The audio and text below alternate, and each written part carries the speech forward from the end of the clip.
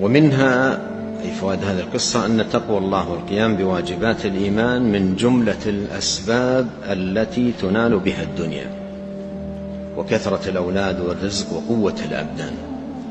وهذا مستفاد من قصة نوح في سورة نوح لما دعاهم إلى الإيمان والطاعة واتباعه وملازمة الاستغفار، قال لهم في سياق هذه الدعوة: فقلت استغفروا ربكم إنه كان غفارا يرسل السماء عليكم مدرارا ويمددكم بأموال وبنين ويجعل لكم جنات ويجعل لكم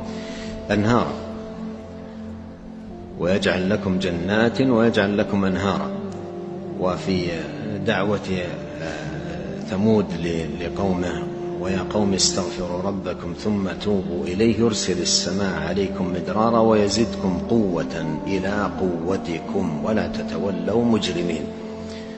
فهذا مما يستفاد من قصص الأنبياء، أن الإيمان والطاعة ولزوم الاستغفار والتوبة إلى الله عز وجل يثمر المتع الطيبة الحسنة الدنيوية،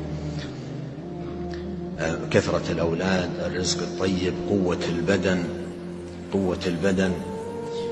البدن بالطاعة. ابن القيم رحمة الله عليه يذكر قصة عجيبة لشيخ الإسلام، يقول: كان يجلس في مصلاه إلى الضحى يذكر الله. ابن تيمية يجلس في مصلاه إلى الضحى يذكر الله، فكنت أقول له في ذلك فيقول: هذه قوتي، لو لم أفعل ذلك يضعف بدني، ولو لم أفعل ذلك يضعف بدني. قوة الصباح سبحان الله هو الوقت الذي تتنزل فيه البركات والأرزاق وتتنزل فيه الخيرات وتكتسب فيه القوة والمصالح وغير ذلك. وملازمة المؤمن لحفظ هذا الوقت بذكر الله سبحانه وتعالى هذا قوة له، صحة، نشاط، خيرات دنيوية وخيرات أخروية عظيمة جدا. فتقوى الله والقيام بالواجبات الدينية من جملة الأسباب التي تنال بها الدنيا، وكثرة الأولاد والرزق وقوة الأبدان. وإن كان لذلك أيضا أسباب أخرى، يعني هذه الأشياء لها أسباب، مثل بعض الأدوية، مثل بعض الممارسات الرياضية، مثل أشياء تنال، لكن ليست مثل عافية المرء التي بناها على ماذا؟ على الإيمان وعلى حفظ الجوارح في طاعة الرحمن سبحانه وتعالى.